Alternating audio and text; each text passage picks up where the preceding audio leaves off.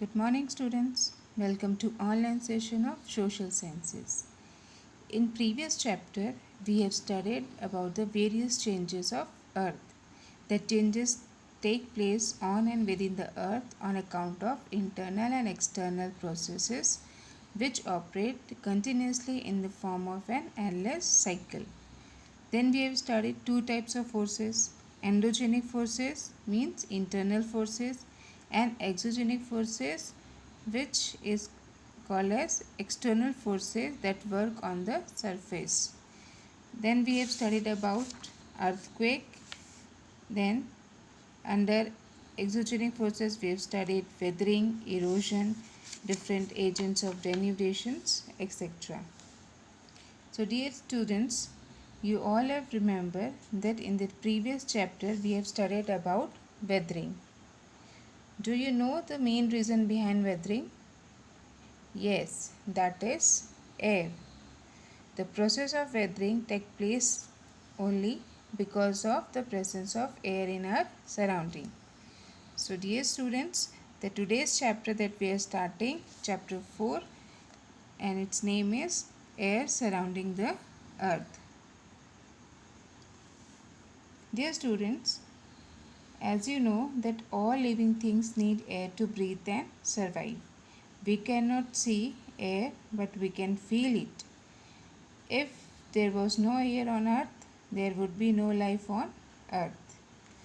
So, this chapter we are going to understand about the air, and that is in deep, and then we will understand about atmosphere, its origin, characteristics, composition and importance.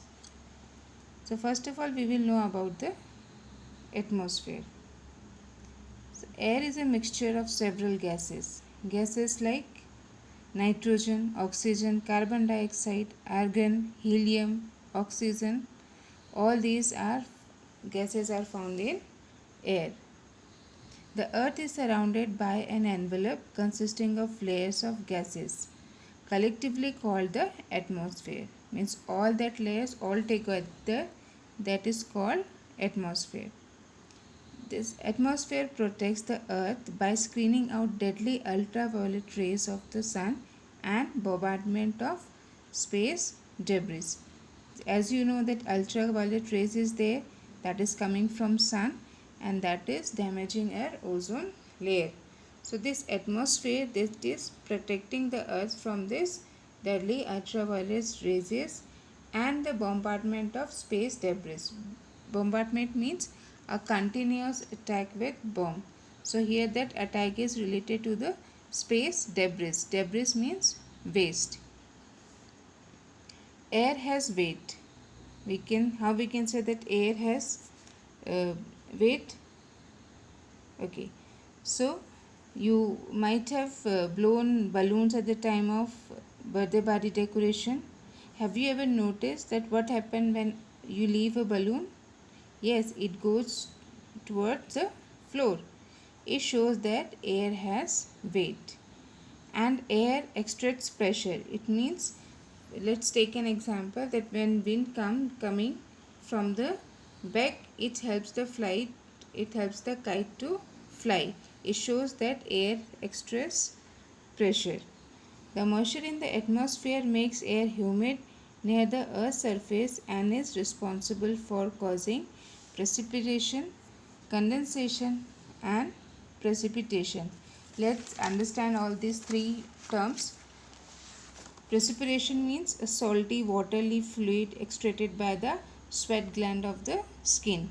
Condensation means it is a process whereby water vapor in the atmosphere is returned to the original liquid state.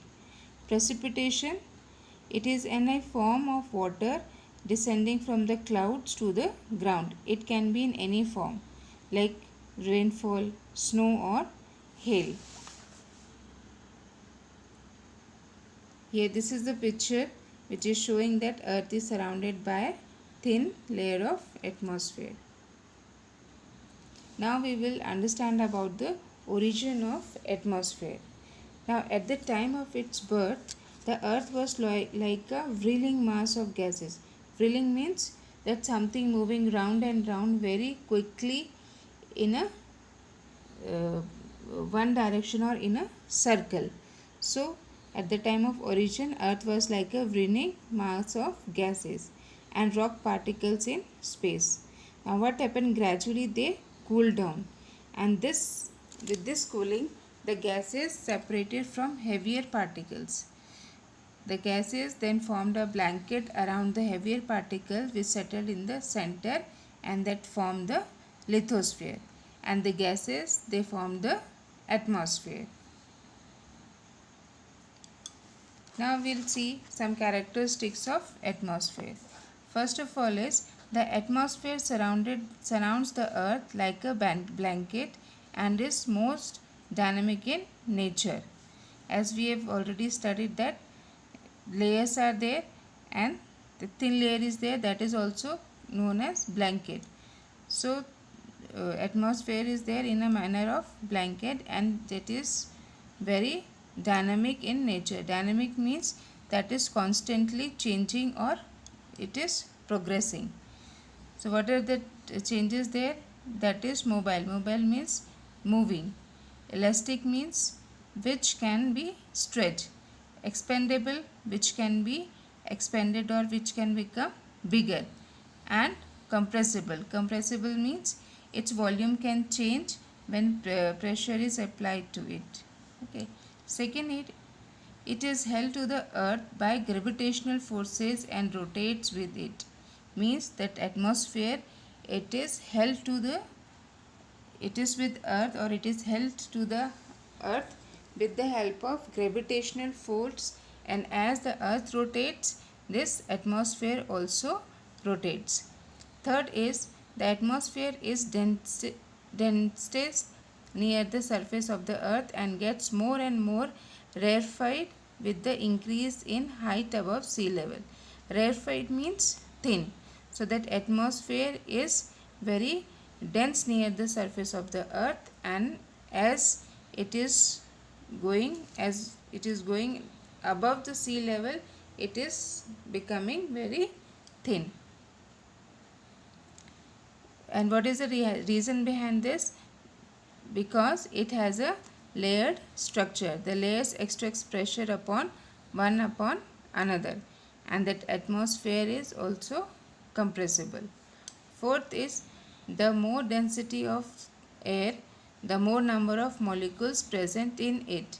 Means as the air it will become dense, the molecules, the number of molecules which are present there, that will be increasing. Fifth, the heavier gases are found in the lower layer of the atmosphere. Now, as we know, there are many different layers, and the heavier layer of that atmosphere, heavier gases will be found in the lower layer of the atmosphere. About 99% of the total mass of the atmosphere lies within a height of 32 kilometers from the Earth's surface. Now when we will see or learn that different layers of atmosphere, this point will be clear to you. According to this point, it is saying that heavier gases will be found in the lower layers of the atmosphere, and 99% of the total uh, mass of that atmosphere, that is lying within the height of 32 kilometer, and that is from the Earth's surface. Its composition means composition of atmosphere. The atmosphere, as it has been discussed earlier and described earlier, it is a blanket of air around the earth, and air is a mixture of tiny molecules of gas.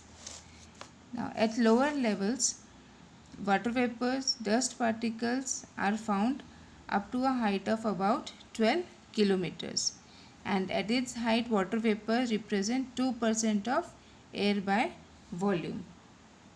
And other composition of atmospheres are here. With you can see this diagram. Here we are having 78% nitrogen, 21% oxygen, 0.9% argon, and after that other gases are also there. Now, what is the importance of atmosphere?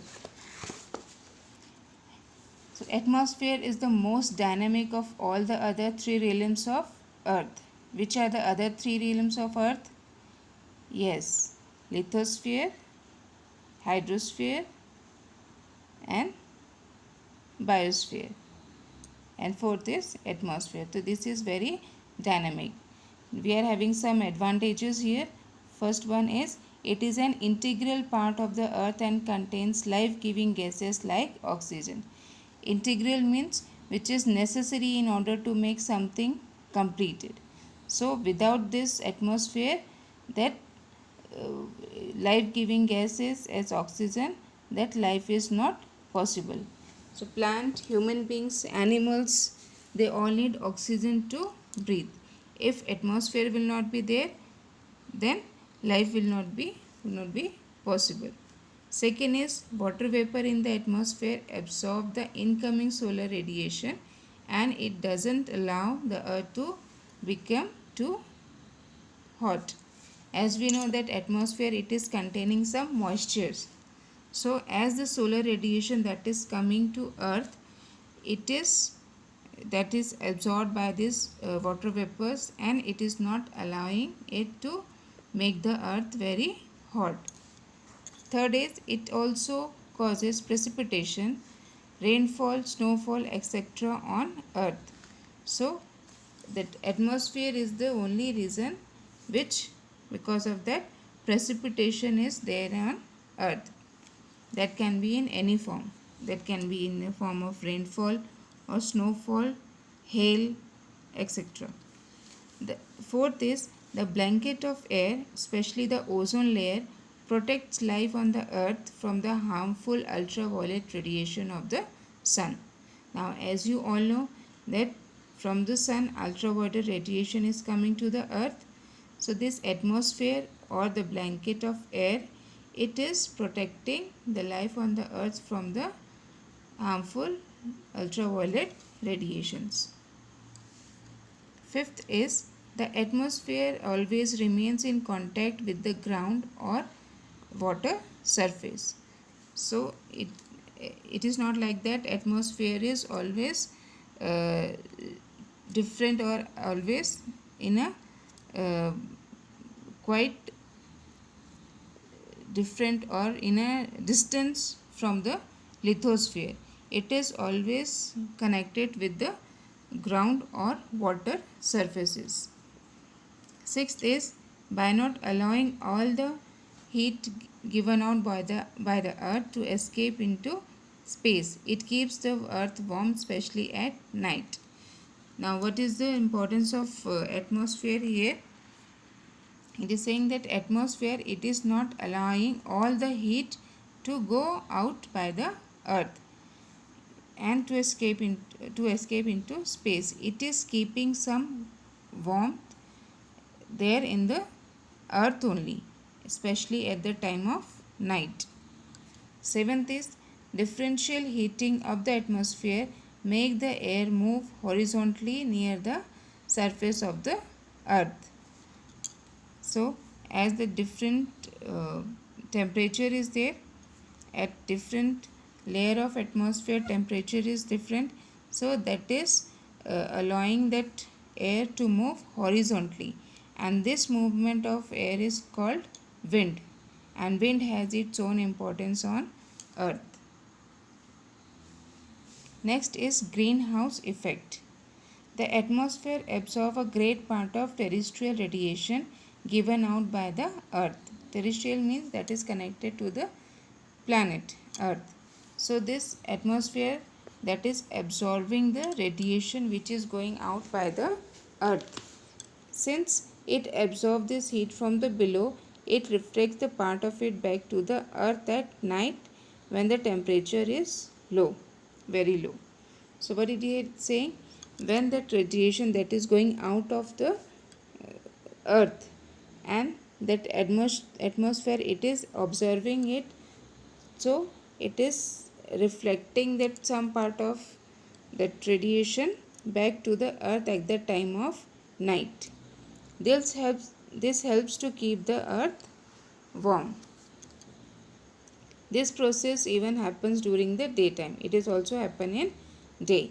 This effect is similar to a glass house, also known as greenhouse. Okay, here one correction is there. Its effect is similar to greenhouse, it is written. So this should be, this effect is similar to glass house known as greenhouse. Okay children. Now in that greenhouse vegetables and flowers are grown in the cold countries. Now here we can see one picture. See this picture and try to understand. Here sun, that radiation is coming from that sun, and the earth is here. The sunlight that hits the earth is reflected, some becomes heat. And that when heat is coming to the earth, some sunlight will be reflected and some will remain there. Carbon dioxide and the other gas in the atmosphere trap heat, keeping the earth warm, and that radiated or reflected sunlight, it will keep the earth warm.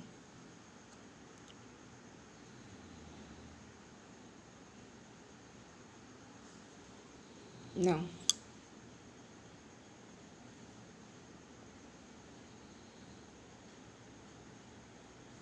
see that pollutants in the atmosphere are creating heat sinks and raising the average mean temperature of the earth, and this is known as global warming. Now this global warming result in melting of glacier in Antarctica and on high mountain, as we can see here in this picture. Now this picture is of Antarctica, a glacier in Antarctica, which is melting as a result of global warming. We are having another picture here also. See this picture. This is again that glacier which is melting because of the global warming.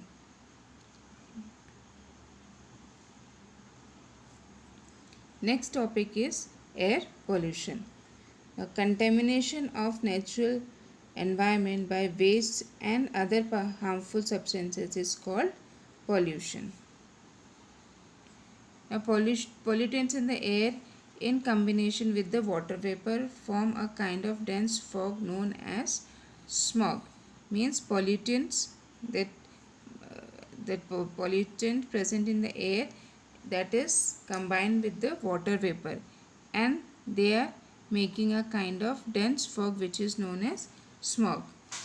The word smog is derived by combining two words, that is smoke and smoke with fog. Now smoke can be seen in many metropolitan cities, especially during winter, and is a dangerous kind of air pollution. It causes many serious lungs problems there, and at the time of hot summers in India, it makes the effects of smog much more intense. Intense means very strong or very serious. Dear students, this much for today's class. I hope you all have understood each and every topic very nicely, clearly. And one suggestion I want to give to all, as I have changed the pattern, now we are studying with the help of PowerPoint presentation. So for the next class, whenever you are having social class, try to read the chapter at least 2-3 pages, so that when I will explain with the help of this PowerPoint presentation, you can easily understand. Thank you children.